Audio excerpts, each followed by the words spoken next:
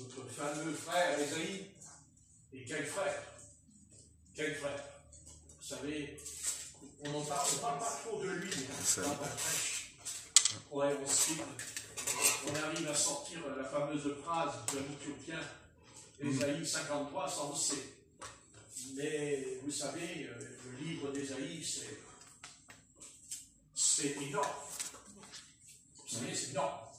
Parce que s'il y a quelqu'un qui nous a autant, qui a pu voir avant qu'il vienne sur la terre, c'est Ésaïe. C'est la vision, parce qu'il a eu des visions. Des visions, il a vu la croix. Il a vu Jésus sur la croix, Isaïe.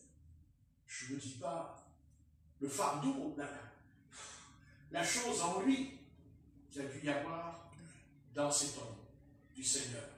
Hein? Vous savez, il y a une chose qu'il faut retenir chez Isaïe. Vous voyez, c'est important. Il est écrit, il est bon pour un jeune de connaître le Seigneur. C'est bon pour un jeune. Et Ésaïe a connu le Seigneur, il n'avait que 20 ans. 20 ans. Et je pense qu'il n'aurait jamais pu écrire tout ce qu'il a écrit s'il s'était converti à 80 ans. Il a fallu tout un chemin en lui, toute une préparation en lui. Et vous savez, nous pensons que quand on lit Ésaïe, chapitre 6, on dit ça y est, le gars, il est comme ça, tu vois, pas vrai. Certainement pas. Il a fallu des années pour pouvoir écrire toutes ces choses, pour pouvoir apporter toutes ces choses. Il y a eu des années de maturité. Des années de maturité.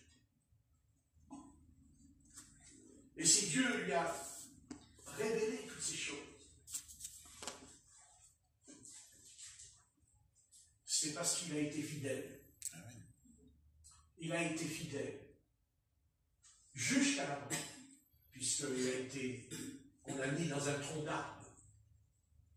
Dedans, on l'a mis dans le tronc d'arbre et on a laissé sécher au soleil le tronc d'arbre et il est mort dedans. Je ne vous dis pas ce qui s'est passé physiquement. Oui, vous savez, on ne peut pas avoir les deux. C'est ça le problème de l'Église de l'Occident. Et c'est vrai que c'est un problème. On voudrait avoir les deux, c'est-à-dire le confort, la jouissance de la vie terrestre, et en même temps veut être au Seigneur. Mais tous ceux qui ont été conduits, tous ceux qui ont été choisis par le Seigneur, ils ont dû renoncer à leur propre vie. Ils ont dû faire des choix terribles, des choix qui durent, même des choix où les hommes les ont jugés et condamnés d'après leur comportement, parce que soi-disant que ce n'était pas biblique. Mais Dieu n'a pas dit qu'il anéantit sa parole par des causes à effet. Sa parole restera sa parole. Mais Dieu a le droit d'être au-dessus de sa parole. Il a le droit. Et il n'a aucun ordre à recevoir de personne. Et tous ceux qui commencent à dire la Bible, oui, mais la Bible, oui, mais la Bible. Mais quand on commence à être comme ça, c'est qu'un jour on sera sectaire. On sera sectaire. Et en fait, quand on fait ça, on n'est pas un ami de la Bible. C'est ce qu'ont fait les 3 amis de Job. N'est-ce pas? Ils ont commencé à l'enseigner, à lui expliquer la parole est dans la Bible, ceci, cela. Vous n'avez qu'à lire Job avec ses 3 amis. Et l'Éternel dit à Job, tu vas prier pour eux. Ouais. quand il a été guéri, rétabli, Dieu dit à Job, tu vas prier pour tes 3 amis pour pas qu'ils meurent, parce qu'ils ont mal parlé. Mal parlé. Il n'a pas dit qu'ils ont mal agi, mal parlé.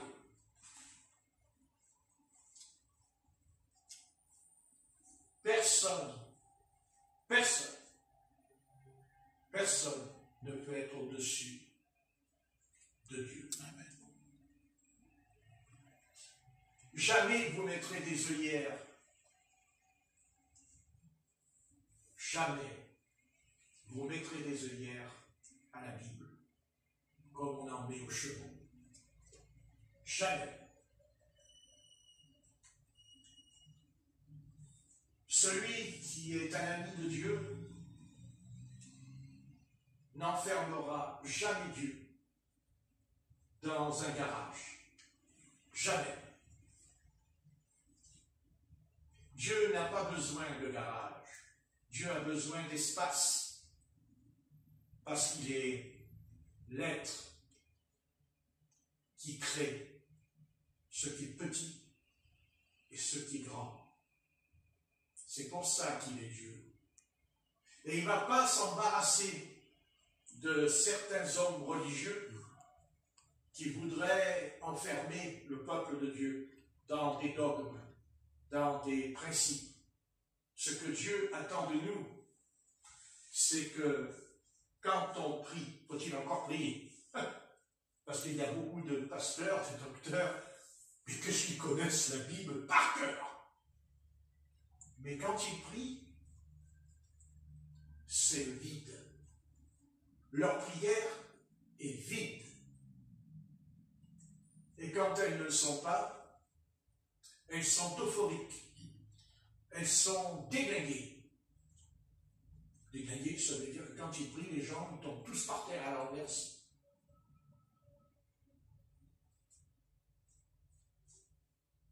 Quand Dieu appelle un homme, il va lui donner son esprit.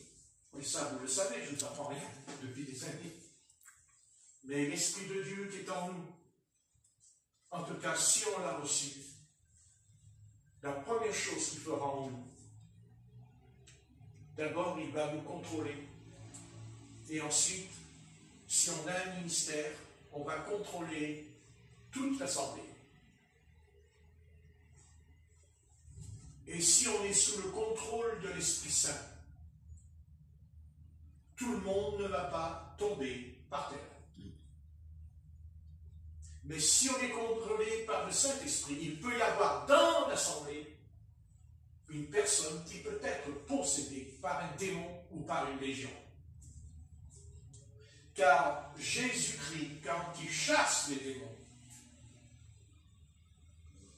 il les chasse un par un. Jésus chasse les démons quand il rencontre un homme, une femme, pas des centaines d'hommes et de femmes.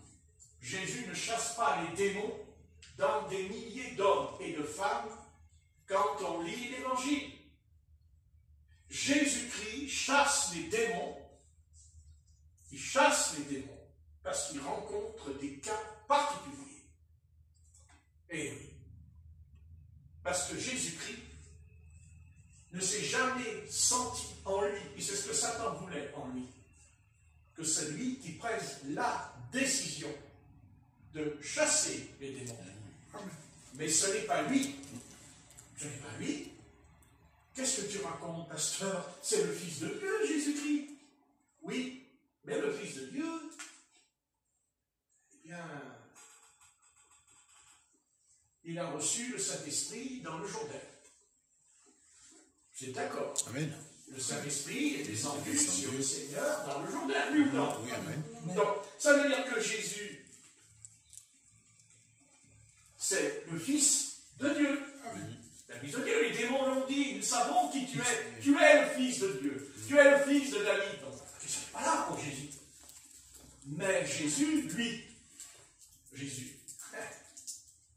Jésus de Nazareth, jamais il a autorisé jamais il a autorisé à Satan de le conduire, de le pousser, même à faire un miracle. Il a essayé de le faire dans le désert. Il a essayé.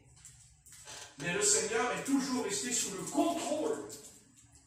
contrôle du Saint-Esprit. C'est le Saint-Esprit qui contrôlait le Seigneur Jésus, non pas en tant que Fils de Dieu, non, en tant que Fils de l'homme. Le Fils de l'homme. Et notre Seigneur savait qui il était. Bien sûr qu'il le savait. Mais il n'a jamais voulu se servir de sa position. Il ne s'est jamais servi de sa divinité lui-même pour guérir les malades. Ah non. Jamais. Car il a dit, ce n'est pas moi, mais c'est le Père qui est en moi. Le Père céleste, le Père. Mon Père. Mon Père. Oui. Intéressant ça. Oui. Il y en a qui pensent que quand je prêche sur la divinité, que je suis en train de nier le Père ou le Fils. Non. Pas du tout. Non, non, non, non, non. Jamais de la vie. J'enseigne le Père et le Fils. D'ailleurs, c'est écrit. Celui qui apporte le Père est le Fils. Celui qui ne l'apporte pas, celui qui n'enseigne pas, est un antichrist. Par contre, l'apôtre Jean ne dit pas le Père, le Fils, et il ne dit pas et le Saint-Esprit. Vous lirez. Ah non? Ben, quand même, il aurait dû dire les trois. Non. Non. Pourquoi? Mais parce que le Père et le Fils, c'était l'Esprit. Bien sûr. C'était l'Esprit de Seigneur. Car c'est ça notre combat. Et c'est ça que Satan, il a peur. Satan, il a peur que nous soyons conduits par l'Esprit, conduits, animés de l'Esprit. Parce que quand on lit ce livre, c'est l'Esprit Saint qui nous parle, qui nous révèle et qui nous amène auprès du Père et du Fils. On pourrait prêcher sur le Père et le Fils. On peut prêcher pendant des siècles sur le Père et le Fils. Mais si nous éliminons l'Esprit du Seigneur, et c'est ça le miracle de la croix, c'est que quand Jésus-Christ meurt sur la croix, certes, bien sûr, il efface mon péché, mais en me délivrant, en me purifiant, en me disant, sale péché, regarde, maintenant tu es mon fils. D'ailleurs, je ne peux pas être un fils de Dieu si je pratique le péché. Non. Qu'au début, on le pratique quand on s'est converti parce qu'on était encore un enfant. Et un enfant, il peut tomber, il peut trébucher, il se relève, mais il va grandir. Il grandit. Il grandit pour être un fils de Dieu. Il grandit pour être une fille de Dieu. Mais s'il n'est pas converti, il est un fils et une fille du diable aussi. Ah oui, c'est l'inverse qui se produit. Parce qu'il y a deux pères dans l'univers.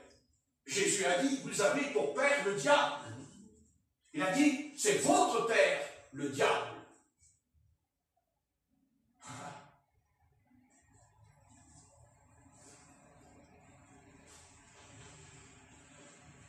Il faut tout ramener, tout ramener, tout. Que ce soit le Père, que ce soit le Fils, que ce soit la création, que ce soit la connaissance au sujet de la démologie, c'est-à-dire la science des démons, tout se rapporte. Mais une chose se rapporte. Une chose se rapporte. L'Esprit de Dieu planait au-dessus des autres. Amen. Et vous voyez, le Seigneur nous a ramenés au commencement. Car le Seigneur, il crée la création qui n'existait pas. Il n'existait pas. Il n'y avait que de l'eau. Et le Seigneur va créer. Mais quand le Seigneur crée, quand l'Esprit de Dieu l'a créé, qu'est-ce qu'il fait? C'est ce qu'il a fait pour nous, on verra. Il sépare. Il sépare. Vous n'avez qu'à lire Genèse, chapitre 20, tout à l'heure. Il sépara, et même plus loin, il sépare les ténèbres de la lumière. Ah oui. Ah, regarde. C'est ça qui ne va pas dans le christianisme au XXIe siècle. Ça a commencé d'ailleurs au début du XXe siècle. C'est qu'on a prêché la Bible sans que les chrétiens se séparent du monde. Coupe avec le monde. Ouais. Quelle heure il est? J'aimerais bien rentrer à la maison là maintenant. Sépare. Amen. C'est pas ça au commencement. Amen. L'Esprit de Dieu planait, se mouvait au-dessus des eaux. D'ailleurs, l'Esprit de Dieu, vous savez que l'Esprit de Dieu prend la forme d'un oiseau. Ah bon? Oui. L'Esprit de Dieu, le Saint-Esprit, c'est un oiseau, c'est étonnant. Et je peux le prouver. La colombe, mais pas que la colombe. Pas que la colombe. Parce que Lucifer aussi, il est dit qu'avant sa chute, chérubin aux ailes déployées. Maintenant, on traduit comme il faut, d'accord? Qui veut dire chérubin d'onction. Ça veut dire que l'onction du Saint-Esprit, quand elle commence à se manifester en nous, elle nous soulève, elle nous emmène, elle nous soulève. Elle n'enlève pas les problèmes de la vie. Les problèmes, ils resteront. Mais le Saint-Esprit va nous soulever. Il va nous soulever. Écoutez, nous sommes à la veille d'une troisième guerre mondiale, on le sait. Arrêtons de nous dire, oh, ça va s'arranger. Non. Non.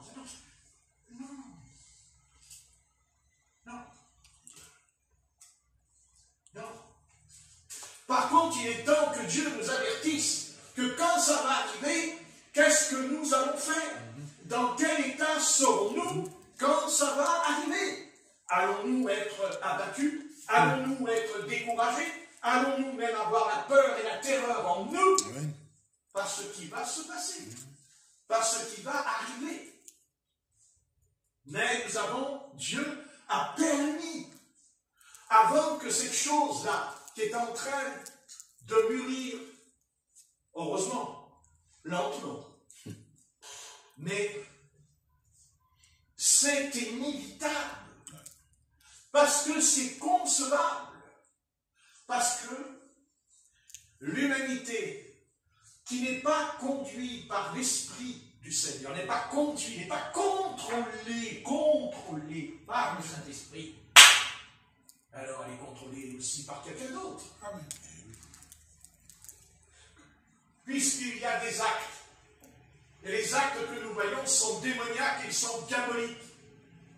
Donc ça veut dire qu'ils ont fait un choix. Ça veut dire que les chefs d'État ont choisi de suivre et de servir Satan. Eh oui. Amen. Vous croyez que j'ai peur d'eux? Mais pas du tout. Amen. Pas du tout. Et si un jour je suis devant eux, je serai peut-être pire que ce soit dans la nature. Parce que on ne peut pas être choisi de Dieu, appelé de Dieu, et être comme ça, un lâche et un hypocrite devant ces êtres. On est ce qu'on est de ce que Dieu a fait de nous. Amen. Ce que Dieu a conçu, comment Dieu nous a conçus. Et Dieu a conçu, pas un prophète, mais des prophètes, avec leur propre jugement, leur propre caractère, leur propre nature et leur propre intervention. Car tous les prophètes ne ressemblent pas à Moïse, tous les prophètes ne ressemblent pas à Élie, et même Élisée, qui a reçu la même onction d'Élie, mais en double, n'a pas le même comportement qu'Élie. Parce que chaque homme que Dieu choisit, que Dieu envoie, il l'envoie non pas pour régler les problèmes des générations passées, mais non pas aussi pour régler les générations futures, mais la génération au présent. C'est-à-dire au présent, maintenant. Ce qui se passera dans le futur, on le verra, on ne le verra pas, ça ne nous concerne pas. Car le Christ a dit, chaque jour suffit sa peine. Amen. Amen. Parce qu'on ne va plus dormir. Et on ne va pas s'occuper du passé, parce que là aussi, alors là, si on commence à penser le passé, je vous garantis qu'il faudra manger la nourriture qu'ont mangé les gens de Moyen Âge. Ça fait dire qu'ils mangent bien. Hein? Non, bien aimé. Non, non, non. C'est pour ça que dans Ésaïe,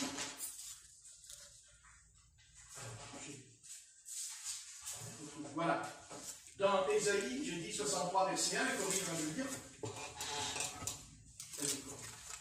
Quel est ce guerrier qui vient d'Édom, de Botsra, en vêtements rouges, en habits éclatants, et se redressant avec fierté dans la plénitude de sa force? C'est moi qui ai promis le salut, qui ai le pouvoir de délivrer. Pourquoi tes habits sont-ils rouges, et tes vêtements comme les vêtements de celui qui foule dans la cuve?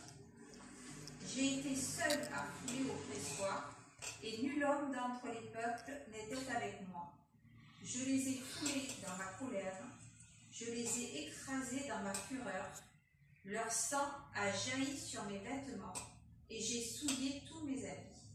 Car un jour de vengeance était dans mon cœur, et l'année de les racheter est venue. On va s'arrêter là. Voilà. Ça, là, dans ce passage, il y a le passé, il y a le présent, et il y a l'avenir. Et l'avenir qui nous concerne, parce que cet avenir nous concerne, car c'est écrit, verset 4,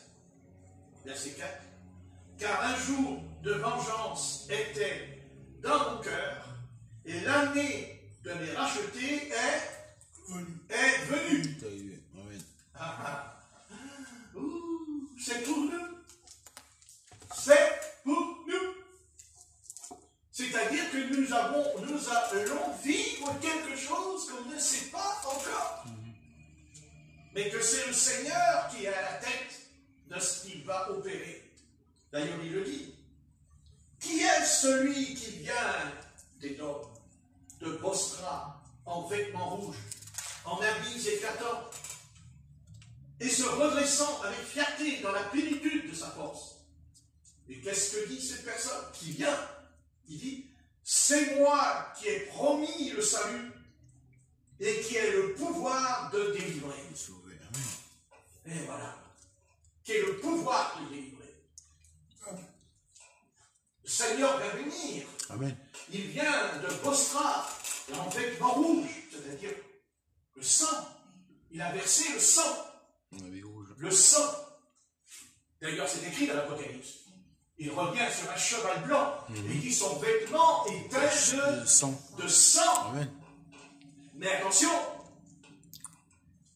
ce ne sera pas la même manifestation, parce que la première fois il est venu en Israël, il y a plus de 2000 ans en arrière, mais il est venu comme un agneau.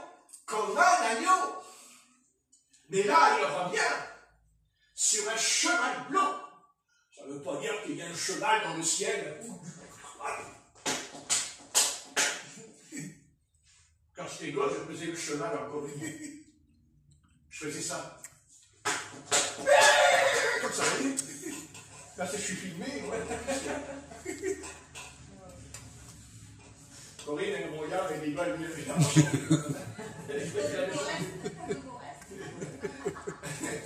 Hein?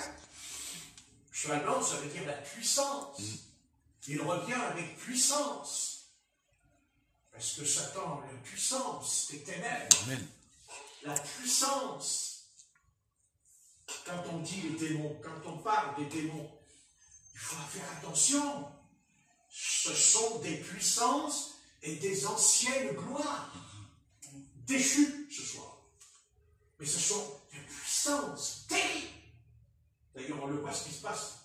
Vous savez, excusez-moi, Est-ce qu'un être humain qui a tous ses esprits va dans la rue, prend une grenade et balance sa grenade dans la rue, sous la voiture, ça explose, et le monsieur qui est en vélo, il a perdu le bras. S'il l'avait su, il n'aurait pas pris son vélo. Ah, c'est sûr. Comme quoi, vous voyez, on peut mourir à pied et dans la voiture, mais aussi en vélo.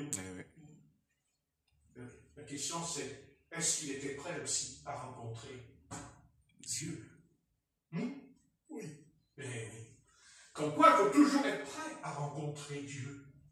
Il faut toujours préparer son âme, car on ne sait pas si ce soir on rentre à la maison. Amen.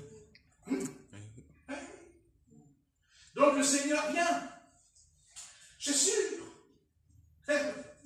Seulement, pour ceux qui n'ont pas la connaissance, pour ceux qui ont la connaissance mais qui ne veulent pas l'admettre et qui enseignent que de toute façon le Seigneur revient, mais il n'y a pas d'enlèvement. Ah non.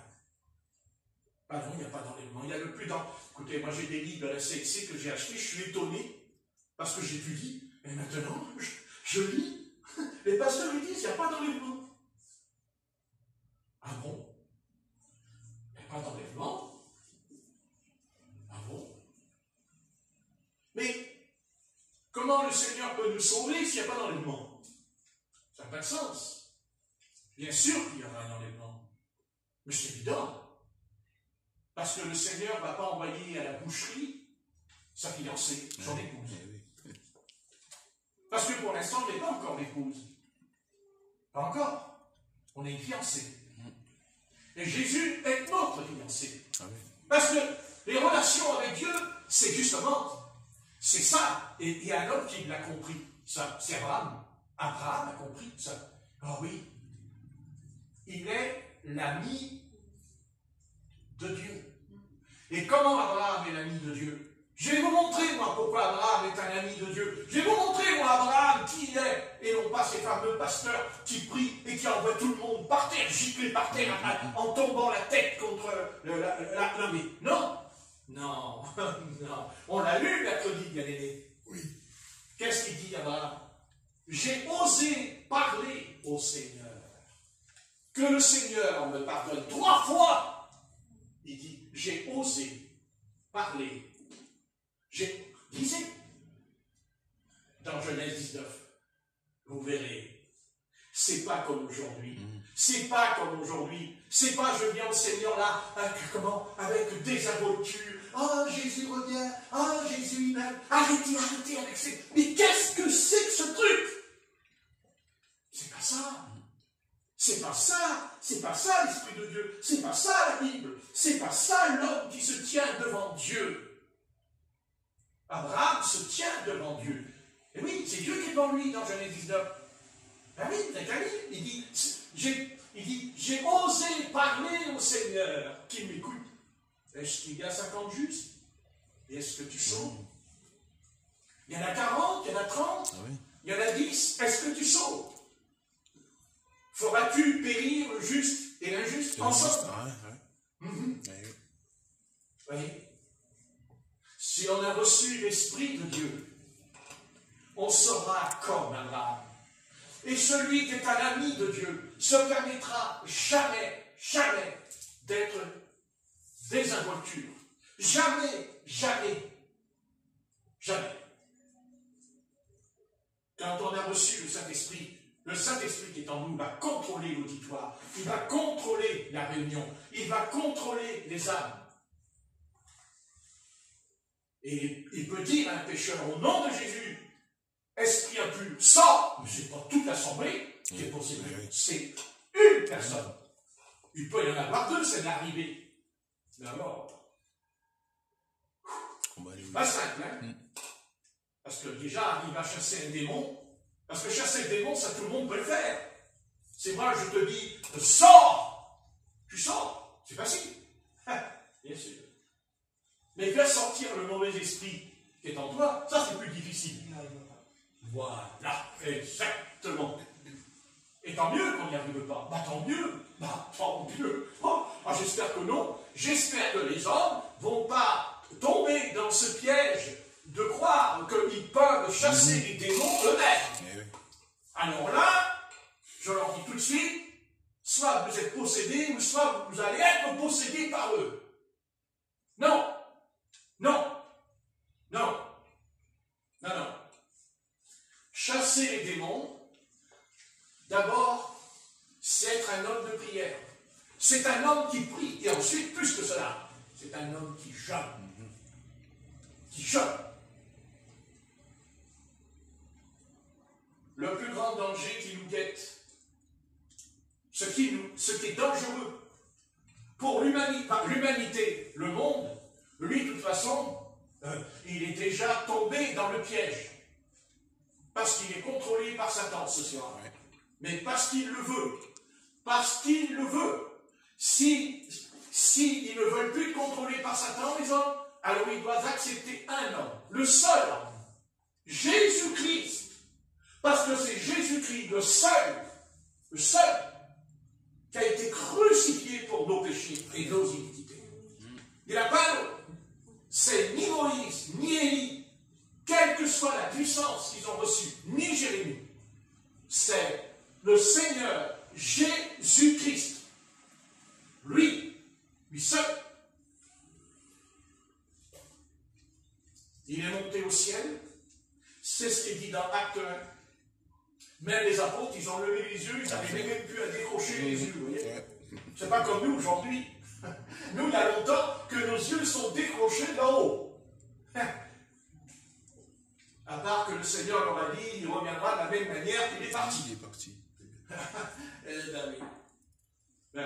Le problème, c'est que nous, le Seigneur, il revient, mais on n'a pas les yeux fixés en haut. Vous voyez? Et eux, c'était le contraire. Eux, ils avaient les yeux fixés en haut, parce que, il s'est dit, s'ils pouvaient redescendre, et je les comprends, parce qu'ils ont vécu avec lui. Parce qu'ils ont dormi, ils ont, comment discuter, ils ont vécu avec lui, bien sûr. Et c'est une bande de crétins qui nous racontent que le Seigneur était marié avec Marie-Madeleine et qu'il était fiancé avec elle. Mais moi, quand je lis la Bible, je constate que le trois quarts de la vie de Seigneur, quand il était dans le ministère, en tout cas, il était surtout entouré par des hommes. Non, pas vous? Oui. Ah, je ne sais pas, hein? Oui. Hein? Dans la montagne de la Configuration, c'est des hommes. Oui. Dans le jardin de Sénanie, les hommes. Non? Amen. Et quand il chasse les démons, ils sont avec lui, c'est des hommes. Alors arrêtons, parce que si Jésus-Christ était marié, je me demande comment il a pu trouver le temps. Le temps. Alors parce que si Jésus-Christ est marié avec Marie-Madeleine, ben, il a probablement abandonné Marie-Madeleine. Parce qu'il était fourré dans le désert tous les jours et dans les montagnes toute la nuit. Et quand il descendait, ben, il n'est pas écrit qu'il allait voir Marie-Madeleine. Il dit qu'il chassait les démons, qu'il guérissait les malades tous les soirs, dans Luc, chapitre 4. Il chassait les démons tous les soirs, et il chassait beaucoup de démons. Et les apôtres aussi, d'ailleurs. Non, parce que le maître leur a dit, écoutez, le chômage, il n'y en a pas. Pas de chômeur. Mais, donc, s'il n'y a plus de travail sur la terre, c'est pas grave. On a un travail qui nous attend. Amen. Amen. La maçon est grande. Il y a peu d'ouvriers. Oh, bonjour, la CGT. Hein? Oui, les communistes. La moisson est grande. Mais le malheur, c'est qu'il y a peu d'ouvriers. En tout cas, aujourd'hui, il n'y en a presque plus. Mais si, il y en a plein des pasteurs. Bien sûr, il y en a plein des pasteurs. Mais il y a aussi beaucoup de peintres sur la terre. Non, ouais. Il y a beaucoup de théâtres sur la terre. Oh, c'est sûr.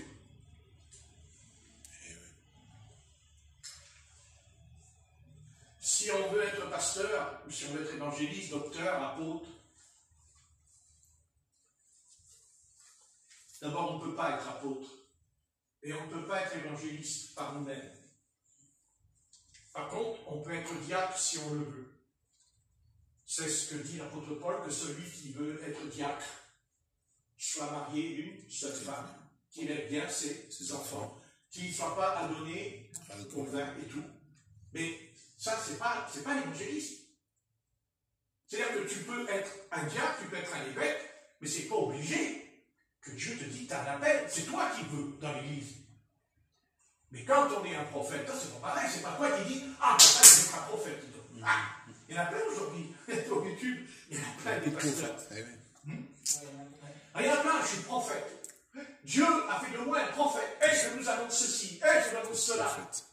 Il y en avait un, je l'ai écouté il y a à peu près un an, il a dit, alors oui, il va aller au corps, il a dit, je l'ai écouté, alors j'ai pas oublié, il a dit, oh, le Seigneur m'a parlé, au mois de septembre, il y a un réveil en France. Non seulement il y a une grenade qui est balancée sur la voiture, alors il a pendu la grenade et il a vu le réveil. Mais si elle était prophète, il aurait été vu qu'on lançait une grenade sur la voiture. Parce qu'un prophète, c'est des visions. Non? Bah oui. Voilà. Le problème, c'est qu'il n'est plus sur YouTube. Parce que non, il n'est plus. Il est parti. Il est parti. Il est parti. Ou alors c'est il faut aussi que c'est les pasteurs ou les chrétiens qui ont dû lui dire, écoute, ne viens plus sur YouTube, parce que le réveil, on l'attend, le réveil. Le réveil au mois de septembre. Pas maintenant, je pense ça, je parle. Non, avant le Covid, pardon. Avant le Covid, il a dit ça. Donc ça fait 3 ans. Le réveil au mois de septembre. En plus, il dit au mois de septembre, il dit Dieu m'a parlé du réveil au mois de septembre. Moi, je me suis dit, ça y est, allez, c'est reparti. Mais ce qui est grave, c'est que malheureusement, il y a peut-être aussi beaucoup d'enfants de Dieu qui croyaient. Qui croyaient, hein. Parce qu'ils souffrent. Et voilà, alors vous savez, c'est dangereux. Parce que, vous savez, un espoir différé rend le cœur malade. Et puis, vous savez, à force de rajouter, il va y avoir des miracles, il va y avoir des guérisons. C'est comme, voilà, le problème, c'est que le malade, lui, il ne joue pas guéri. Il se dit, non, c'est peut-être que je n'ai pas la foi. Je doute, certainement. L'œuvre de Dieu a commencé, en tout cas, Jésus-Christ est venu, ça c'est sûr, d'abord pour dévoiler, pour dénoncer que Satan existe. Amen. Parce que dans l'Ancien Testament, il nous est parlé que deux fois de Satan, avec Job et avec David. Il dit que Satan se leva contre Israël, au sujet du dénombrement.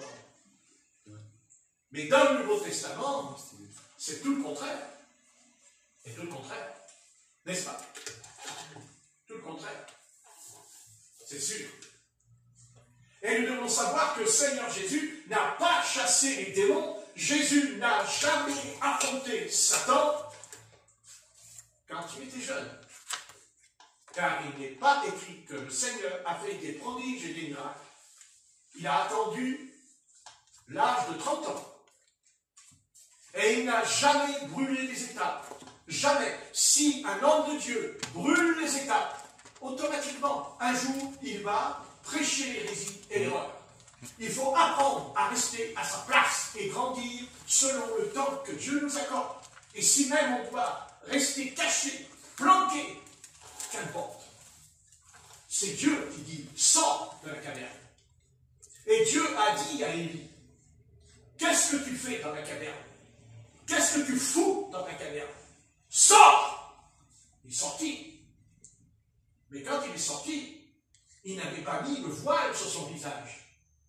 Mais il dit que l'Esprit, le Seigneur, a soufflé, s'est manifesté de 3 manières différentes. Mais c'est la 3e.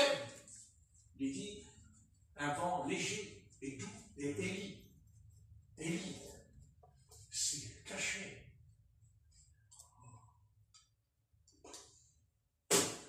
Comment aujourd'hui on peut faire des réunions avec toutes ces... Mais c'est pas possible de voir des centaines, même des pasteurs qui tombent par terre quand on prie. Mais ce n'est pas la Bible. C'est pas ça la Bible. C'est pas ça la Bible. Non. Non. Non. L'Esprit de Dieu, quand il vient, la crainte. La crainte. Non pas la crainte du sens de la peur de Dieu, mais le respect. Le respect de Dieu. Ah oui. Il s'englobe et tout. Oh, pourquoi il s'englobait? Parce que l'Éternel avait dit à Moïse, quand Moïse a dit, je voudrais voir ton visage, et l'Éternel lui a répondu, non, tu ne peux pas voir mon visage, j'ai libre, mais tu verras mon tout. Mon tout. Et quand Moïse est monté sur le Sinaï, et que la Bible dit que là, son visage a changé, il descend de la montagne. Et il a dit, je mets un voile sur mon visage. Parce qu'on ne pouvait pas regarder le visage de Moïse. Parce que c'était énorme. Énorme. Mais Moïse se voile. Il y en a aujourd'hui, des pasteurs, des prédicateurs, mais si ça leur arrivait, oh mon Dieu, ils montraient sur l'estrade, regardez, regardez, je suis un prophète, regardez mon visage. Ouais, remarquez, ils tombent déjà tous par terre sans que le visage y brille plus que le soleil. Alors qu'est-ce qui se passerait si leur visage y brillait plus que le soleil?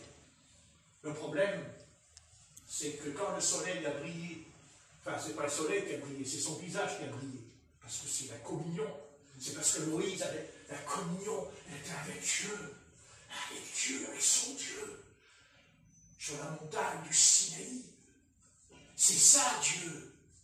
Celui qui vient vers Dieu, c'est pas qu'il laisse tomber l'humanité, mais c'est pas ça qui importe pour lui. C'est d'être avec Dieu. C'est de parler avec Dieu. C'est de dire Dieu, Dieu, Dieu. Comme un enfant avec son père. La filiation, le Fils et le Père, ils sont ensemble. Et quand la gloire de Dieu descend sur Moïse, eh bien, c'est pas un homme qui va en foutre plein la vue. Vous voyez, c'est pas du spectacle, c'est pas une démonstration de spectacle. C'est un homme qui se voile. C'est-à-dire, il est caché en Christ, il se cache en Christ. Nous aussi. Vous savez que la gloire de Christ qui est en nous ce soir, elle est énorme. Mais Dieu nous a cachés, Dieu nous a voilés. Il y a un voile sur nous. Il y a un voile. Mais les démons,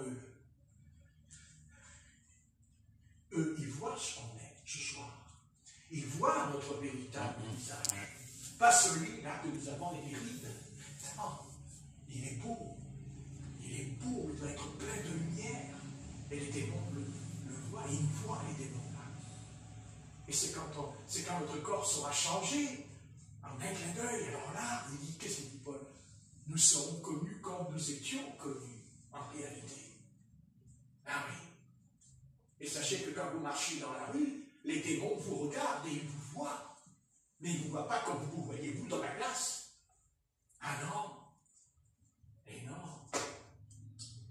Nous sommes des enfants de lumière, dit la Bible.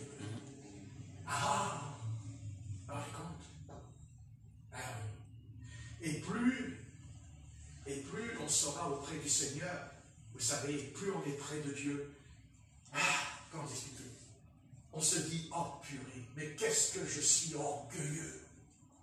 Ah, qu'est-ce que je suis bourré d'orgueil. Mais ça, on ne peut pas le voir tant qu'on n'a pas comparu devant lui, devant sa face. Mais le jour où ça arrive, et ça arrive où? Ben, dans notre chambre, ferme ta porte. Hein? Amen. Ferme ta porte et hein, vous connaissez, et ton père qui te le voit, te le rendra. Il te rendra. N'est-ce pas? Amen. Ah oui. Ben oui, bien sûr. Et quand tu fais ça, ne dis pas, j'ai fait l'aumône, j'ai donné la vie. Ça sonne pas de la trompette. Et c'est ça le décalage qu'il y a entre ces fameux pasteurs qui nous racontent qu'ils ont vu le Seigneur. Il y a même des pasteurs aujourd'hui sur YouTube qui racontent qu'ils ont été en enfer. Oui. Ah, si. Oui, si. Même des sœurs. Oui. Même des sœurs qui ont été en enfer. Mais sincèrement, honnêtement.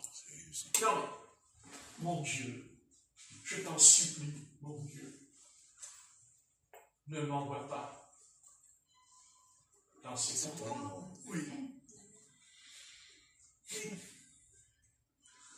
Mais le Seigneur il est venu pour pas que j'y aille.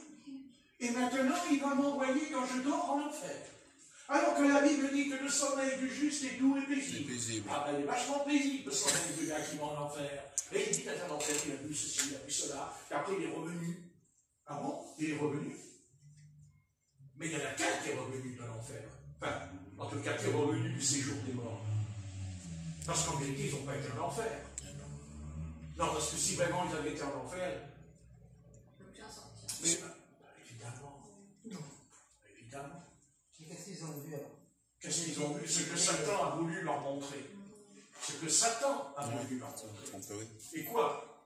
Et qu'est-ce que Satan a voulu leur montrer? Je vais vous le dire, non? Vous voulez que je vous le dise? Oh, je ne suis pas meilleur qu'eux, pas du tout. Mais je crois avoir l'onction. Eh oui. Et l'onction nous enseigne toute la vérité. La vérité, amen. Et cette vérité, c'est que Satan veut nous dire, ben, n'aie pas peur de la mort. Mais la mort est belle. Et la mort, c'est sympathique. Oui. Mais c'est vrai que tu vas mourir. C'est vrai que... Mais qu'est-ce que tu crains? Tu n'as rien à craindre. Mais Il y ouais. a beaucoup de médiums qui parlent comme ça. Mais bien sûr. Mais le Seigneur, c'est un copain. C'est ton copain, le Seigneur. C'est ton copain, le Seigneur. Il tape sur l'épaule, il dit, je t'aime, je t'aime, je t'aime. Ah ben, il te raconte tout le baratin qu'il veut te raconter. Mais parce que Satan se déguise en ange de lumière.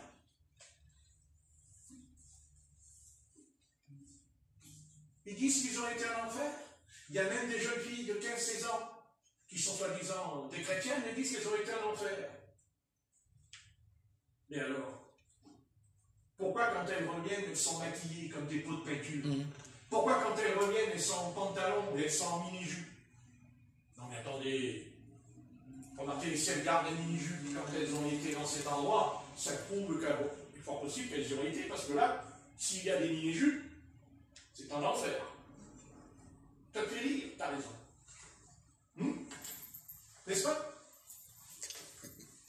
Moi, je pense que si on va dans le paradis, quand on revient, puisqu'il y a un homme qui a été.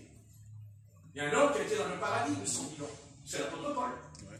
Ah oui, il a dit, j'étais dans le paradis. Il a dit, j'ai été ravi jusqu'au 3e ciel. Et j'ai entendu les paroles et les femmes. Mais il ne m'est pas permis de dire ce que j'ai lu, ce que j'ai entendu. Et eux, ils ont été en enfer et ils peuvent avoir la permission de raconter ce qui se passe dedans. Alors que Paul, il dit qu'il a gardé pour lui ce qu'il a entendu. Et même Paul, il dit, je ne sais pas si c'est un homme, en moi, un homme. C'est bon, il dit un homme. Il ne dit pas lui, il dit un homme a été ravi. En esprit. En esprit. Donc si Paul est ravi en esprit et qu'il a été dans le paradis pendant quelques instants, malheureux, si c'est l'erreur, il faudrait savoir par quel esprit ils ont été animés. N'est-ce pas? Alors je vais vous dire quelque chose. Ça, c'est des signes que Jésus nous a parlé qui auraient à la fin des temps, Oui, avant son retour. Amen. Oui. N'est-ce pas? Oui. Oui, bien sûr. Et même il y en a dit qu'il y aurait des signes dans le ciel, sur le soleil et sur la lune. On n'en est pas loin. Ça va pas tarder, ça. Ça va pas tarder. Voilà. Moi, je termine parce que je comprends que vous voulez rentrer. Parce que vous êtes sortis, mais il faut que vous puissiez rentrer. Parce qu'il y a une maison, il y a une porte pour sortir et pour rentrer. Il y a les fenêtres aussi. Enfin, si les fenêtres sont très hautes, il ne faut pas sortir par la fenêtre. Bien que Satan a dit au Seigneur, des anges te garderont, te porteront. Enfin, le Seigneur répond, tu ne tenteras point ton Dieu quand même. Ouais, tu ne tenteras point le Seigneur. D'ailleurs, quand je dis tu ne tenteras point le Seigneur, je m'adresse à ceux qui ne veulent pas obéir au Seigneur ce soir. Parce que tu sais, je suis désolé, mais... Enfin, désolé. Oui, je suis désolé, non pas ce que je vais dire, mais je suis désolé de l'état de ton âme. Parce que tu vois, tu ne tenteras point le Seigneur. Ne le tente pas. Parce que tu connais la vérité. Donc, ne le tente pas. Ne le tente pas au sujet de ton salut. Ne le tente pas au sujet de la parole, de l'obéissance de la parole. Parce que désobéir, c'est tenter le Seigneur. Eh oui. Ne le tente pas. N'amène pas le Seigneur que quand tu vas passer de l'autre côté, parce que tu vas aller de l'autre côté, nous aussi on va aller de l'autre côté. Qu'est-ce qu'on s'imagine? Qu'on ne va pas aller de l'autre côté, parce qu'on pense qu'il n'y a pas l'autre côté. Mais si, il y a l'autre côté. Et il y en a un. Et Dieu nous l'a prouvé par deux fleuves. Par deux fleuves. La mer Rouge et le Jourdain. Quand Dieu amène Israël devant la mer Rouge, qu'est-ce qu'il fait Dieu? Il fait venir un yacht. Il a fait venir un yacht des milliardaires. Il a dit, allez les Juifs, j'ai amené un yacht qui coûte 1 milliard, je ne sais pas combien. Et vous allez monter dedans, et et puis vous allez traverser la mer. Non, Dieu n'a pas envoyé un yacht, Dieu n'a pas envoyé un hélicoptère. Remarquez, ça aurait été long, on a traversé. Parce que si on monte 3 ou 4 dans l'hélicoptère, et puis à l'époque, il n'y avait pas d'essence. Il n'y avait pas d'essence. Non, Dieu a ouvert la mer. Dieu ouvre. Dieu ouvre. Dieu fait un passage. Mais Dieu la referme aussi. Mais pas sur son peuple, sur ses ennemis. Et c'est exactement ce qui va se passer. C'est exactement ce qui va se passer. Dieu va ouvrir. Ben oui. Parce que l'enlèvement, c'est Dieu qui va ouvrir quoi? Le ciel, c'est fermé ce soir. Amen. Ben oui, il va l'ouvrir. Comment allons-nous monter dans les nuées si c'est fermé? Donc il va l'ouvrir comme il a ouvert la mer Rouge, comme il a ouvert le Jourdain. Mais la seule différence qu'il y a entre le Jourdain et la mer Rouge, c'est que la mer Rouge, Dieu n'a pas demandé à Israël de mettre les pieds dans l'eau. C'est lui qui l'a ouvert. Mais pour aller à Jéricho, pour faire tomber les murailles de Jéricho, pour faire tomber les murailles de l'ennemi, Dieu a dit à Israël, quand ils sont arrivés dans le Jourdain, qui veut dire le fleuve de la mort, parce que le Jourdain il est très dangereux quand on le traverse au mois d'avril. Il a dit, quand vous mettrez les pieds, le Jourdain s'ouvrira. Il a séché. Non, il s'est ouvert. C'est ouvert. Pas pareil. Il a ouvert le Jourdain.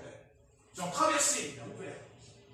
Il a fait un passage dans le Jourdain, qui n'est pas à la hauteur de la mer Rouge. Donc ce soir, regardez, je comprends, mais je ne comprends pas des fois. Mais je comprends quand même. Écoute bien. Écoute. Que celui qui a des oreilles entende, que celui qui a des yeux voit. Ce soir, Dieu va venir nous chercher. Il va venir nous chercher. Dieu n'abandonne jamais son peuple. Jamais. Mais Dieu nous dit qu'il ne peut pas y avoir de délivrance s'il n'y a pas d'obstacle. Et l'obstacle ce soir, ce mur de Jéricho, il est en nous. Ce mur, c'est même nous qui l'avons construit. C'est le doute. C'est l'incrédulité. Et le mur tombera parce qu'ils vont obéir. Ils vont tourner pendant 7 jours. N'est-ce pas? Et les trompettes sonnent. Et la muraille tombe. Et la Bible dit que quand le Seigneur reviendra, l'archange sonnera de la trompette. Amen. Amen. Amen. Alléluia. Moi, je prends la main, ça continue. Soyez toujours joyeux. Amen. Vous n'êtes pas joyeux, vous, de savoir qu'il y a le mur qui va tomber?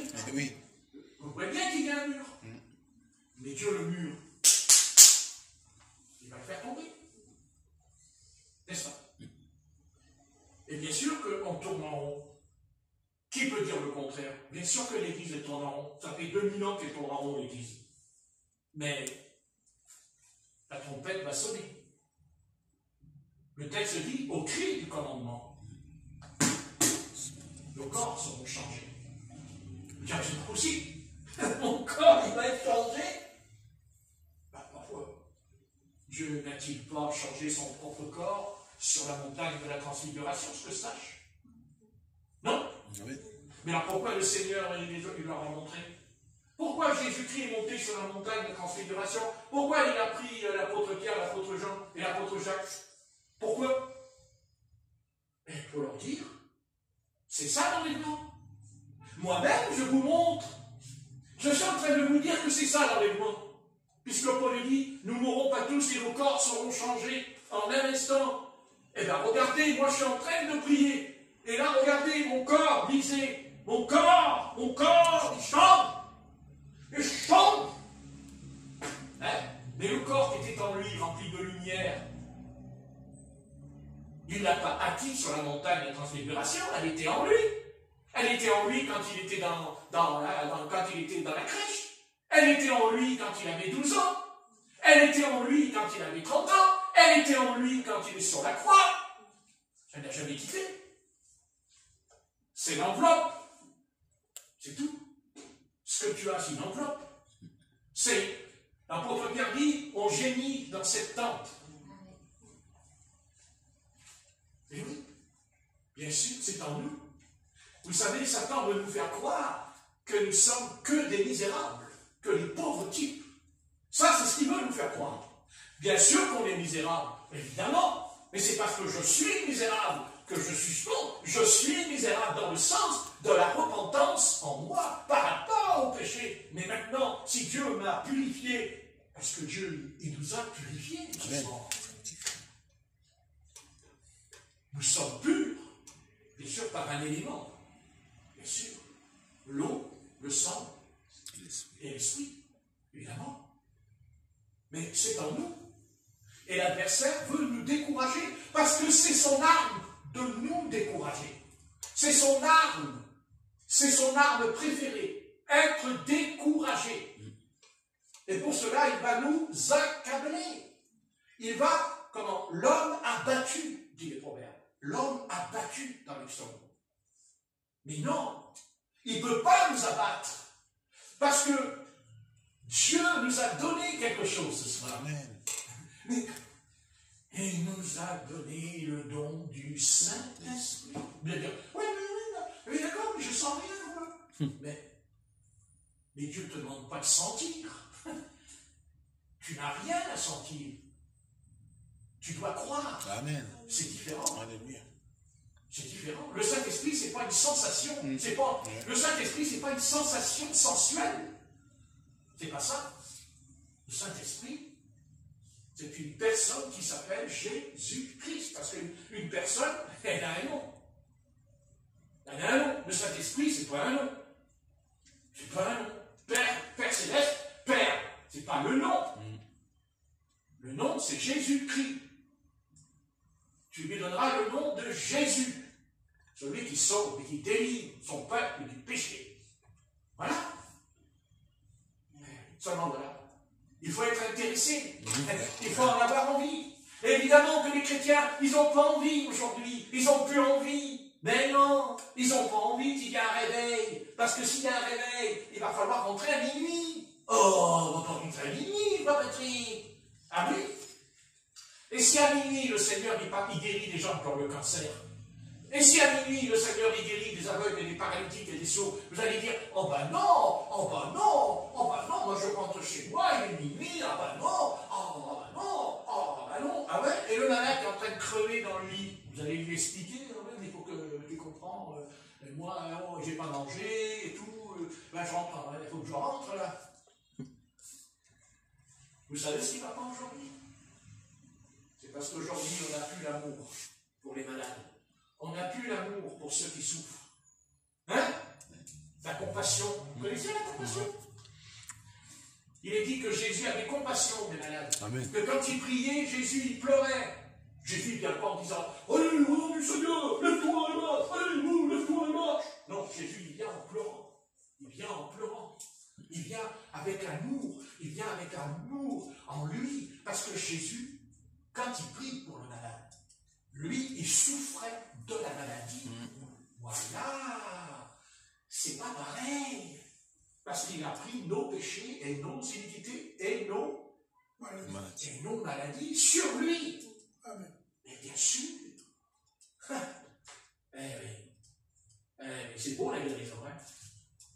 Seulement, ne pas confondre la guérison du Seigneur qui s'accomplit au travers d'un homme qui a été crucifié, enseveli par Jésus-Christ, suite à un baptême dans le Saint-Esprit, et non pas des évangélistes, là, qui prient pour les malades, et qui tombent, les gens, ils sont flanqués par terre. Non, le problème, c'est que quand on prie pour quelqu'un qui est malade, le Seigneur, il dit au paralytique, devant le portique de Salomon, il le prie par la main, et il lui dit, lève-toi. Lève-toi. Il marche. Il marche. L'apôtre Pierre, l'apôtre Jean, quand il prie, devant le portique de Salomon, le paralytique, il tombe par terre. Blanc. Non. Lève-toi. Quand ils ouvrent le toit de la maison et qu'ils font descendre le malade de la maison, il descend là, il y a Jésus qui prête, et d'un seul coup, il y a un lit, enfin une paillasse, et d'un seul coup, il y a le lit qui descend. Voilà. Il y avait les pharisiens, les sadduciens, là, oh là là, avec leurs vêtements sacerdotaux. Nous, les pharisiens, à nous, enfin, ils ne faisaient pas comme moi, hein. Nous, moi, nous. Vous voyez ce que je veux dire? Moi. Non, mais pas moi, je ne fais pas ça. Hein? Et ce coup, il y a le lit qui descend là. Tu pars d'une réunion, en soirée en psychiatrie, le lit qui descend. Ils ont foutu le toit en l'air. Oh, le pauvre toit, dis donc. Voyons, hein. Parce qu'aujourd'hui, on pétait un toit, dis donc, ça coûterait cher. Les tuiles. Ouais. Et là, il est pose par terre. Jésus, il le regarde. Lève-toi! Allonge ton lit! Le malade, il se lève, il fait son lit. Il faut faire son lit, parce que là. Oh ben non, tout le monde fait le lit. Hein. Ah, bah oui. Ah, bah oui. Eh oui. Eh oui. Eh bien sûr. Lève-toi et marche. Bon, allez, on arrête, c'est bon. Allez, je termine. Allez. Lève-toi et marche. Hein? Allez, reprends ta Bible. Reprends-la. Mais je la prends, oui. Ouais, bon. Je vais regarder ma montre. Combien d'heures je la prends, la Bible? Hein? Allez, reprends ta Bible. Remets-toi en prière. Et puis tâche de demander au Seigneur la force. La force.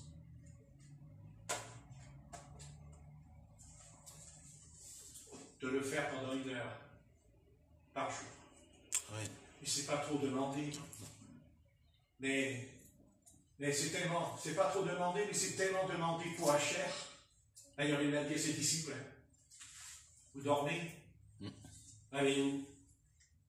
Il se réveille d'un coup, à 3h30 du matin. Ah, oh, qu'est-ce que j'aime le Seigneur Jésus! Oh, je l'aime Jésus! Oh, Jésus, notre Sauveur! Oh, Jésus, reviens, Jésus, est mort pour mes péchés. Et puis Jésus te dit, tu t'as 3h30 du matin, tu vas te mettre en prière. Oh, Jésus. Voilà, t'as pas d'amour, hein, t'as pas de compassion pour moi. Ouais, mais allez dire ça aux âmes qui vont en enfer. Oui, c'est ça. Allez dire ça à votre famille qui est perdue. Qui souffre. C'est ça que vous direz le jour que vous allez comparaître devant le Seigneur Tout-Puissant. Vous lui direz, Eh non. Vous voyez, je pense qu'on peut prier 1 heure par jour. Amen. Écoutez, à quoi sert la Bible? Pourquoi lire la Bible quand il dit vous n'avez pas pu veiller 1 heure avec moi? Veiller, c'est prier. Et alors, c'est quoi? C'est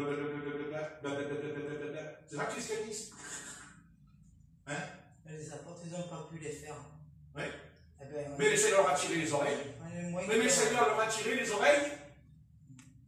Qu'est-ce que tu interviens là? Il leur a tiré les oreilles. Oui. Et l'apôtre Pierre, ses oreilles, elles ont vraiment été bien tirées. Parce que dans le livre des Actes, au chapitre 10, qu'est-ce qu'il fait l'apôtre Pierre quand il est en haut de la terrasse? Il dit, bon, préparez un repas, s'il vous plaît, j'ai faim. Ouais, et d'un seul coup, le Seigneur, il dit, tu vas te mettre en prière. Et alors, il se met en prière. Ouais. Il a dit, je veux manger, j'ai faim. Alors, en bas, il prépare à manger. Mais l'apôtre Pierre, il va manger avant de manger. Et oui, il y a une nappe qui descend. Et dedans, il y a la nourriture. Mais quelle nourriture horrible! Horrible, des reptiles, des reptiles. Reptiles. C'est ce que le gouvernement bientôt va nous faire manger des reptiles. Hein? En bas, là, quand on va aller chez Picard, il y aura des reptiles dedans. N'importe Pierre, mais moi, je n'ai jamais rien mangé d'impur, il n'a rien rentré d'impur. Chacun lui dit, ce que je déclare est pur. Et finalement, son repas, là, en bas, il n'a jamais mangé, hein. Puisque, oui, parce qu'on lui a dit, il faut descendre, il y a des hommes qui viennent de chauffer. Super, ouais. Ils descendent. Hein? Il a dit, tu veux manger? Ben, tu vas manger, Simon Pierre. Tu veux manger? Ben, tu vas manger. Hein? Ben, c'est important de manger. Hein? Oh là là, qu'est-ce qu'il faut manger? Si je ne mange pas, ben, si je n'ai pas mangé ce soir, demain matin, je suis mort dans mon lit. Clairement. Si. Il y a la caisse en bas, tu vois, dedans. Et comme ça, on dit au père de la vie, il est mort parce qu'il n'a pas mangé la soir. Vous voyez ce que je veux dire? Mais qu'est-ce que vous voulez? Ils sont tellement gros, ils sont tellement gras, que. Mais ils ne mangent plus. Mais pourquoi ils sont toujours aussi gros? Hein?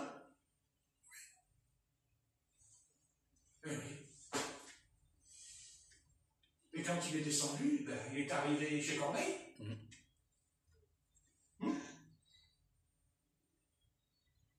Et l'apôtre Pierre, il n'est pas dans le coup encore. Hein. Il n'est pas dans le coup. Hein. Il a fallu que Corneille lui dise, un ange du Seigneur est apparu cette nuit, et il m'a dit, va chercher l'apôtre Pierre. Oh! C'est l'ange qui t'a dit qu'il faut venir me chercher, et moi alors, et moi je voulais manger. Et moi alors, mon repas, mon petit repas, quand j'ai demandé qu'on me prépare des qu'à le lire dans les Actes chapitre 10 ce soir. Comme ça, tu n'aurais plus faim tout à l'heure. Voilà. Alors on rigole. Mais on rigole. Et c'est marrant. Ben, c'est pas si marrant que ça. Parce que Corneille et toute sa famille a été sauvée. Oui, seulement attention, c'est pas ça qui est important. C'est que quand l'apôtre Pierre n'avait pas encore fini de prêcher la parole, que le Saint-Esprit est descendu sur eux.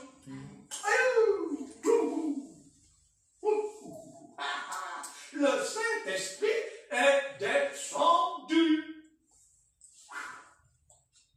Sur des Juifs? Non. Sur des païens. C'est-à-dire sur nous. Sur nous. Et sur nous. Nous, on n'est pas juifs, on est des gentils. On n'est pas non plus des samaritains. Non. On est des païens. Des fils de païens. De génération en génération. Eh oui. Voilà. Eh oui. L'apôtre Pierre a dit, ah, je vais sauver les païens. Ah, je vais porter la parole de Dieu aux nations. Ben ouais, mais c'est pas lui qui a porté la parole de Dieu aux nations. C'est pas lui. C'est le Saint-Esprit qui a décidé. C'est le Saint-Esprit qui décide. Mais c'est important. Hein? Oui, il faut toujours ramener. Vous voyez, mon message ce soir, je ne sais pas si vous avez fait attention, il semblerait quand même que cette voix qui parle dans ma bouche revient toujours au même langage qu'au départ, hein? L'Esprit de Dieu. Amen. Hein? L'Esprit de Dieu. Ouais. Voilà. Oui, tout va aller mal. Tout va aller mal. Ça va empirer. Ça va empirer. Mais plus ça va empirer, si nous sommes capables de nous concentrer, de nous consacrer au Seigneur pendant 1 heure dans notre chambre tous les jours, alors nous n'avons rien à craindre. Parce que le Saint-Esprit va nous soulever. Il ne va pas enlever le problème. Il va nous mettre au-dessus du problème. C'est-à-dire dans la joie, dans la paix. Eh oui, bien sûr. Eh oui. Je loue l'Éternel et je suis délivré de tous mes ennemis. Amen. Amen. Eh oui. Prenez un navire, prenez un petit navire, une petite barque sur la rivière. Et vous savez bien que dans la rivière, il y a des cailloux, il y a des rochers. Et que la barque, elle va se fendre en deux. Est-ce qu'elle va rencontrer un caillou ou un rocher dans la rivière? Parce que la rivière, l'eau, elle n'est pas importante comme la mer. Mais si maintenant la rivière, s'il pleut et que la rivière, elle se remplit d'eau, qu'est-ce qu'elle fait la rivière? Elle monte. Et la barque, qu'est-ce qu'elle fait? Elle monte. Mais ça n'empêche pas que le rocher, il est en dessous. Oui. Et que si jamais l'eau redescend, la barque, elle va se casser. La coque, elle va se casser. Mais quand l'eau monte, toi tu montes. Et c'est ça que l'Esprit de Dieu veut faire ce soir avec nous. Il nous dit, ne craignez rien. Amen. Ne craignez rien. mais soyez remplis du Saint-Esprit. Demandez au Seigneur, baptise-moi dans le Saint-Esprit, remplis-moi du Saint-Esprit. Mais ça n'enlèvera pas la guerre civile, ça n'enlèvera pas la guerre mondiale, mais nous allons être au-dessus.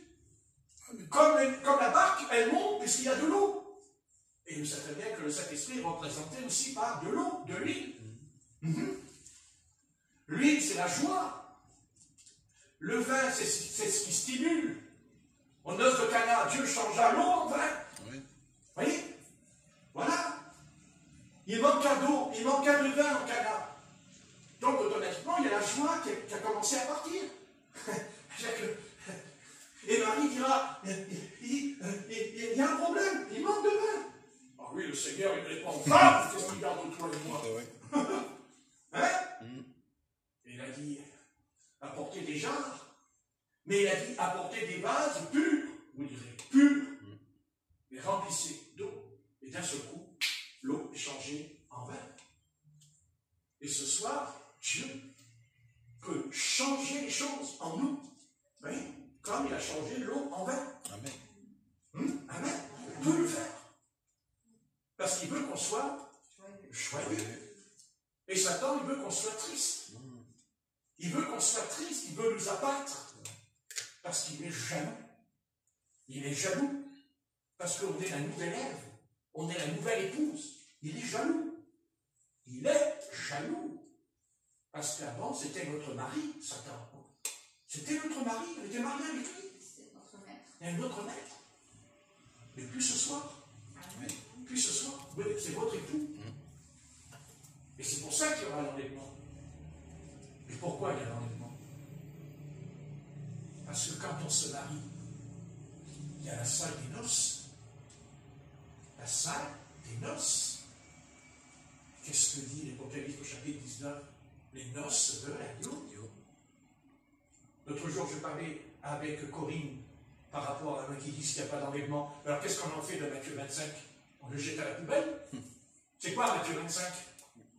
Non? C'est pas l'épouse? Oui. Les petites vierges se réveillèrent. C'est quoi ça? C'est du cirque. Et il dit qu'il n'y a pas d'huile. Elles sont parties en chercher. Quand elles reviennent, la porte est fermée. Alors si la porte est fermée, c'est que les vierges sages, elles sont parties, puisque la porte est fermée, puisqu'elles crient « Ouvre-nous ! Ouvre-nous » C'est ça que tu veux? Non mais, vas-y, dis-le, c'est ça que tu veux? C'est ça que tu cherches? Déjà, il faut que ton âme soit sauvée ce soir. Et pour être sauvé, il faut se repentir et reconnaître que tu es pécheresse et pécheur, et qu'il faut prendre le baptême au nom du Seigneur. Et aussi, il faut aussi que tu sois purifié par le sang de Jésus-Christ pour que ton âme ne soit pas perdue. Et ensuite, il faut que tu reçoives le Saint-Esprit. Le Saint-Esprit. Parce que si tu n'as pas le Saint-Esprit, tu ne vas pas rentrer dans le ciel. Ah bon? Comment? Je ne vais pas rentrer dans le royaume des cieux si je n'ai pas le Saint-Esprit? Non, tu ne rentres pas. Ah bon? Où t'as-tu cherché cette doctrine, toi? Dans Matthieu 27. Elles sont revenues, et la porte est fermée. Et dès qu'elles ont été achetées, le Saint-Esprit, enfin, se faire remplir les jauges, là. Hein? Ouais. Mais c'est trop tard. C'est ça que tu veux? Non mais Dieu dit carrément, moi Seigneur, je suis plus intelligente que toi, moi j'ai rien à craindre, de toute façon, si ça va mal, au dernier moment, je te donnerai ma vie. Ah bon? Mais si tu ne la donnes pas ta vie, tu ne la donneras jamais ta vie. Parce que le jour du salut, c'est aujourd'hui. Car c'est écrit que toi qui entends la voix, n'endurcis pas ton cœur. Au jour du salut. Amen. Mais le jour du salut, c'est pas l'enlèvement. Le jour du salut, c'est ce soir. Amen. Le jour de la rédemption, c'est ce soir. Amen. Le jour où tu es sauvé, c'est maintenant que tu es sauvé, c'est pas demain, parce que demain, peut-être que tu seras morte. Mais tu ne seras pas là. Oh, jamais de la vie. Mais non, Dieu me protège, moi. Ah bon? Ah bah ça alors, t'es vraiment costaud, dis donc, Dieu te protège. Mais Dieu te protège que si tu obéis. Il te protège que si tu es dans ses voies. Et si même il t'enlève, mais tu es en règle avec ton sauveur, tu es en règle. Amen. Tu es en règle. Alors on se met en règle avec le Seigneur. Maintenant, je t'ai dit que demain on va être des super lumières. C'est pas parce qu'on se convertit qu'on va être élit demain matin. Moi je suis converti depuis l'âge de 17 ans et demi, j'en ai 71, ça ne fait pas de moi Moïse. Ouais, bien que des fois, je m'inquiète. Enfin, pas trop, hein. Parce que me retrouver 40 jours, 40 nuits sur la montagne sans boire, sans manger. 2 fois. Ouais. Ah, ça va être compliqué quand même. Enfin, j'emmènerai la console de jeu quand même. Ouais, comme ça, je ne m'ennuie pas sur la montagne. Oui. J'emmènerai mon poste de télé, j'emmènerai la radio, j'emmènerai mon smartphone. Ah oui, quand je suis sur la montagne du Sinaï, le smartphone va sonner sur la montagne du Sinaï. Allô? Mélange Gabriel, t'as brillé. Ah! Non, mais c'est simple. Mais ça part de. Ouais. Hein? Ça fait. Ah. Hein? Eh bien, on se met en prière et puis le smartphone va sonner. Mais celui qui est en haut, pas celui qui est en bas. Amen. Et là, on dit, allô Seigneur? Qu'est-ce qu'il y a? Il y a ça dans tête. Oh, il y en a beaucoup de choses. Moi, je pensais qu'il y en avait 1 ou 2 ou 3. Non, il y en a beaucoup. Ah bon? Oh. Mais comment je vais faire? Ah, moi, je peux pas. Ah non, moi, je peux pas. Oh, oh non, non. Oh, tu me dis que je mange trop de fromage. Tu exagères? Oh. Oh non, tu me dis que je mange trop de chocolat. Oh non. Seigneur, tu as déjà mangé du chocolat, toi? Tu connais le chocolat, toi? Oui. Ah bon? Tu as mangé du chocolat? Comme tout le monde. Mais je n'ai pas fait passer le chocolat avant la prière. Écrasement dedans. Allez, soyons sérieux, on peut manger du chocolat. Mais il y a chocolat. Il faudrait être comptable quand on mange du chocolat. Hein? Quand on est comptable, qu'est-ce qu'on fait? Compte. On compte. Quand on ouvre le chocolat, il y a les carrés là. 1, 2, 3, 4, 5. Alors on en prend un. Oh. Et d'ailleurs, quand on est allongé dans le lit, c'est meilleur, hein, connu. Ah, qu'est-ce que c'est bon quand on est allongé. Ça a un goût, ça descend. Alors on regarde la tablette, on dit encore un. Alors en même temps, non, parce qu'il y a la télé qui nous aide en même temps. Hein. Il y a la télé, toi qui. Au bout d'un moment, tu dis, ah, il n'y a plus. Et puis, oh, il y a une souris qui est venue, il m'a pris mon chocolat. Non, la souris, c'est toi. Toi, la souris. Alors, on peut en manger 2 ou 3. Et sans s'envoyer toute la tablette au bout de 10 minutes. Et encore, quand je dis 10 minutes, je suis clément ce soir. Beaucoup de clémence. Ah ouais, et ça s'appelle un acceptable. Ça s'appelle un acceptable. Il n'y a pas que ça. Seulement, au sujet de l'enlèvement, vous avez jamais lu dans Luc ce qui est écrit? Qu'est-ce qui est écrit dans Luc au sujet de l'enlèvement? Qu'à cause de l'acceptable, il dit qu'on ne sera pas enlevé. Vous n'avez pas lu ça aussi? Oula! Oh là là! Patrick, tu ne peux pas nous donner une adresse d'une autre église, s'il te plaît? Tu n'as pas une adresse d'une autre église? Eh oui. Alors, bien sûr, il y a des gens qui vous diront, il y a des chrétiens qui vont vous parler, il y a des pasteurs qui vont vous parler, ils vont dire, fais attention à Patrick. C'est un gourou, le gars. C'est un gourou, il ne faut pas faire ci, il ne faut pas faire ça, il ne faut pas aller là. Waouh! Putain, c'est l'armée, c'est la caserne, la légion d'honneur. La légion. Ouais? Étrangère. Ah oui, c'est étranger, la vie, c'est sûr. Non. On peut manger du chocolat, on peut manger du fromage, mais à un moment donné, il faut apprendre à dire non. Non. Hein? Voilà. À partir de ce soir, je mangerai du fromage 1 fois par semaine. Hein? Pendant 1 mois. Et après, tous les 15 jours. Hein? Et après, 1 fois par mois. Oh! Ouais, seulement voilà. D'un seul coup, on n'est plus fatigué. On ne se met plus à veiller dans la journée. On se sent plus lourd. Ouais. N'est-ce pas? Oui. Parce que si tu pries pour être guéri, c'est bien. Et si tu veux être guéri et que tu t'empiffres du chocolat tous les jours, tu ne vas pas guérir. Parce qu'il y a des choses que tu dois comprendre. C'est-à-dire, prends garde à ta santé. Il ne faut pas aussi manger beaucoup de sucre. Oh! Ah ben ouais, mais pas manger trop de sucre. Oh, mais non, c'est Satan! Oh, si j'ai le cholestérol, c'est le diable! Si j'ai le diabète, c'est le diable! Le diable, t'es responsable, Satan! Tu as le cholestérol! Ah, je te rentre dedans! Tu vas voir, au nom de Jésus-Christ! Le Christ, il te dit, ah bon? Satan, qu'est-ce que j'ai fait, moi? J'ai rien fait, moi. Bien sûr qu'il peut être l'auteur d'un cancer, mais c'est pas obligé qu'il le fasse à chaque fois aussi. Ah bon? Ben non. Le Seigneur va dire, dis donc, tu ne manges pas beaucoup de sucre? Ouais, je mange beaucoup de sucre. Ah bon, tu as demandé au docteur ce que ça fait de manger beaucoup de sucre? Ben, je vais le voir. Bonjour docteur, voilà, je mange beaucoup de sucre. J'aime le sucre, je suis sucré. Sucré. Le docteur il va dire, écoutez, il faut arrêter. Ah bon, pourquoi? Parce que vous allez avoir le diabète. Ah, tu m'aimes?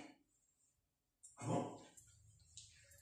Je vais avoir le diabète parce que je mange beaucoup de sucre. Ah oui, tu vas avoir le diabète. Ah bon? Oui, mais si tu as le diabète, regarde tes deux pieds, peut-être qu'il y en a un qui va être coupé. Ah bon? On va couper les pieds parce que j'ai le diabète? Oui, on va te couper les pieds, ça le diabète. Oui, oui. Moi, je connaissais une sœur en Christ qui était d'ailleurs dans le message de William Branham, avec le frère Rambaud, qui habitait là-bas, au Prophète à Marseille. Ben oui. Eh bien, la sœur, je la connaissais très bien, elle était âgée quand même, et elle mangeait beaucoup de sucre. Et moi, je lui ai dit, t'as ça à manger. J'ai dit, sœur, il faut arrêter de manger du sucre. À l'époque, j'étais jeune, j'avais 27 ans. 27 ans. Qu'est-ce qu'on va écouter un jeune de 27 ans? N'est-ce pas? Elle n'a pas écouté. Elle a mangé toujours le sucre. Et vous savez ce qui s'est passé? Eh bien, un jour, j'ai été chez le frère Rambaud, je lui ai dit, elle est où ton épouse? Il m'a dit, à l'hôpital. On lui a coupé les deux mains et les deux pieds. On lui a coupé les deux mains, il y avait les deux mains et les deux pieds en moins dans le lit. Mais c'est Satan! Mais c'est Satan! Non, c'est le diabète. Ah? Le diabète? Oui.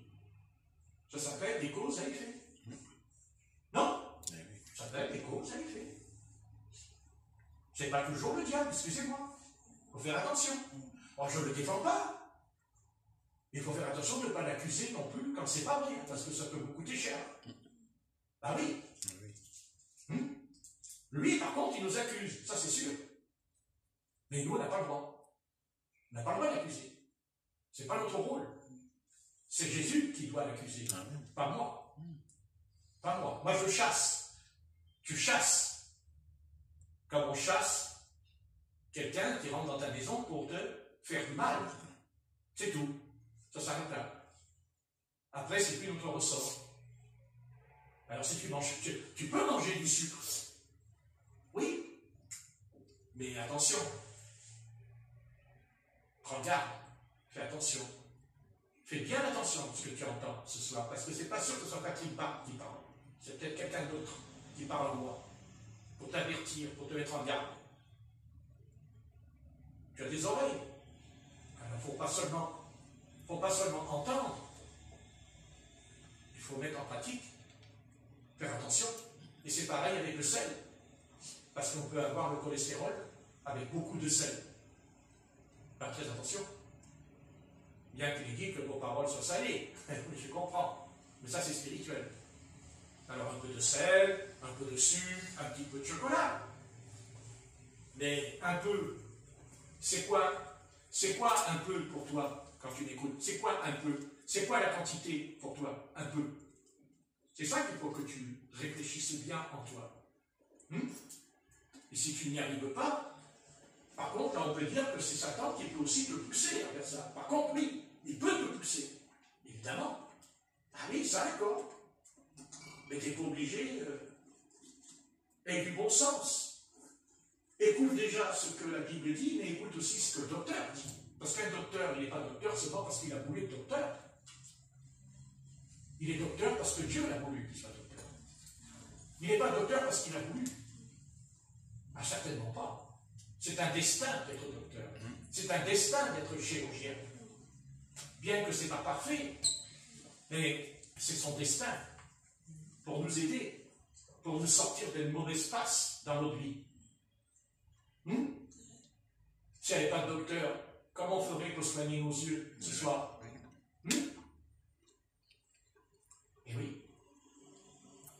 Seulement si on a l'écran pendant des heures sur le smartphone, sur Internet, même sur la télé pendant des heures, à votre avis, c'est le diable qui abîme les yeux ou c'est moi? Hein? Bien.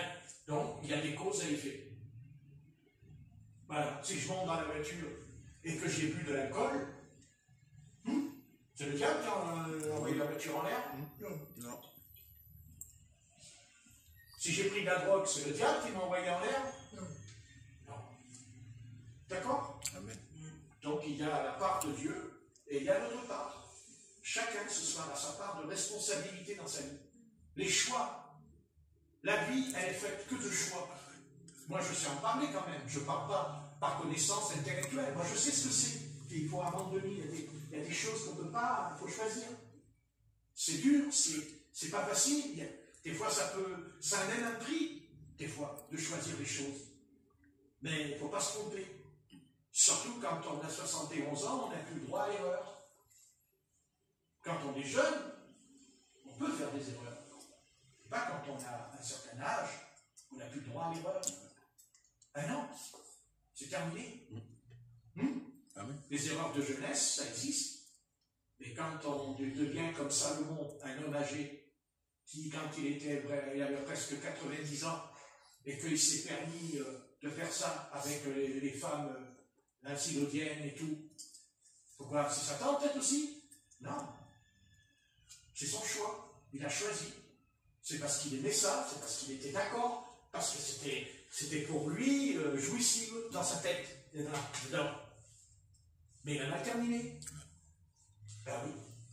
Seulement ça, c'est pas venu comme ça du jour au lendemain. C'est pas du jour au lendemain qu'il a aimé les femmes étrangères. C'est pas du jour au lendemain qu'il s'est mis à adorer leur Dieu. C'est parce que quand il s'est marié, parce qu'il s'est marié, Salomon, quand Dieu l'a établi roi d'Israël, il a pris une femme avec lui. Mais il est dit une égyptienne. Oui. La fille de Pharaon. Oui. Non? Oui. La fille de Pharaon. Oui. Mais qu'est-ce que dit l'Ancien Testament à ce sujet? Qu'est-ce qu'il a dit Moïse à ce sujet? Tu ne prendras point de femme étrangère. Non? Amen. D'accord? Donc, il lui a construit même un palais. À côté du temple, il y avait le temple, et à côté, il lui a fait un palais. Ah oui? Et bien voilà. Vous voyez? C'est pas le palais qui l'a fait tomber. Non. C'est pas le palais qui l'a fait tomber. C'est pas le monument mort qui l'a fait tomber. C'est ce qu'il a mis dans le palais. C'est ce qu'il a fait rentrer dans le palais. La rébellion. Désobéissance. La rébellion contre l'Éternel. Ouais. Et quand il a dit, Seigneur, donne-moi de la sagesse, donne-moi de l'intelligence, il dit, oh, Salomon, il a prié pour avoir la sagesse et tout, c'est bien. Pas du tout. Vous savez pourquoi il a prié? Vous voulez savoir vraiment pourquoi Salomon, il a demandé la sagesse et l'intelligence? Vous voulez savoir pourquoi? Parce qu'il était orgueilleux. Parce que s'il était rempli d'orgueil et qu'il voulait montrer à Israël, d'abord c'est vrai que j'ai raison. Parce que s'il est tombé à la fin de sa vie, c'est parce qu'il était orgueilleux. Voilà pourquoi il est tombé. Parce qu'il était orgueilleux. Parce que quand il a demandé la sagesse, il n'a pas demandé dans le sens d'être humble, pour obéir à l'Éternel. Parce qu'il n'aurait jamais fait ce qu'il a fait à la fin de sa vie. Parce que non seulement il a couché avec les femmes étrangères, mais il a adoré leur Dieu. Il a fait rentrer les idoles, les hauts lieux. Il a mis des hauts lieux en Israël. Vous voyez? La graine. La graine, elle pousse. Elle germe, la graine. Hein? Parce que s'il avait eu vraiment la sagesse de Dieu, est-ce qu'il aurait fait ce qu'il a fait? Dieu lui aurait donné vraiment la sagesse d'en haut et il aurait fait ça? Non. Non. La sagesse est pacifique. La sagesse, c'est la paix, c'est la joie, dit l'apôtre Jacques. Elle n'est pas diabolique, elle n'est pas charnelle, dit l'apôtre Jacques au chapitre 1, au sujet de la sagesse. Hein? Amen. Ah, vous dites, mais tu sais, Salomon, il a demandé la sagesse? Oui, il a demandé la sagesse. Il a dit, Seigneur, donne-moi la sagesse, donne-moi l'intelligence pour bien gouverner ton peuple. Mais il n'avait pas besoin de la demander, la sagesse. Pourquoi il a demandé ça à Dieu? Il n'avait pas besoin de demander ça. Ben non. Et comment tu sais? Ben si Dieu l'a établi roi, il n'avait pas besoin, puisque c'est Dieu qui avait monté sur le trône. Pas de problème. Ça n'a pas marché. Parce que, non, il a reçu la sagesse d'en haut. Mais il l'a demandé non pas avec un cœur sincère. Il l'a demandé parce qu'il voulait être grand, parce qu'il était prétentieux au fond de lui. Et c'est ça qui l'a conduit dans l'iniquité. C'est ça qui l'a mené dans le péché à la fin de sa vie. Et oui. Et d'ailleurs, même quand il a la sagesse, il est mélancolique. Hein, quand on lit le livre de l'Ecclésiaste, explique-moi à moi que Dieu lui a donné la sagesse et l'intelligence, et quand on lit le livre de l'Ecclésiaste, hein, ben lisez-le. Vous allez voir un peu comme il est triste. Hein? Il dit, ça sert à rien, mais pourquoi? Ça sert à rien, mais pourquoi? Et ceci, cela, à quoi ça sert à l'homme qui est né et tout? Hein? Mais nous, on ne parle pas comme ça. Nous, quand on a reçu le Seigneur, est-ce qu'on dit ça? Non. Non. Non. Non, on le loue. Amen. On a la louange. Quand on marche dans la sainteté, quand vraiment on a dit, Seigneur, c'est bon, j'ai compris, on a la joie. On a la paix. Non pas une joie euphorique, hein, une joie. Quand on la rue. L'autre, tu te regardes, qu'est-ce que vous avez, monsieur? J'ai la joie de l'éternel. J'ai la joie de Dieu. Tu rentres dans la fenêtre. Alléluia. Je me parlais en langue, ça. Je connaissais une femme qui parlait en langue à la fenêtre, à côté de moi. Oh purée, tu sais ce que j'ai fait? Je me suis barré. Je suis parti. Je me genre. J'ai envie de m'identifier avec lui, c'est bon. Il parlait en langue, là, ouais, il se promenait, là, il parlait, il regardait un livre. Non. J'ai même connu des femmes qui parlaient en langue sur la Canebière. Sur la Canebière, je t'ai parlé en d'autres langues. Dans tout le monde. Ouais. Ben, ça s'appelle vendre des perles pour ceux qui vont déchirer aussi, dit Jésus. Oui. C'est vrai? Tout à fait. Ah, bon, allez, c'est tombé maintenant, c'est sûr. Bien.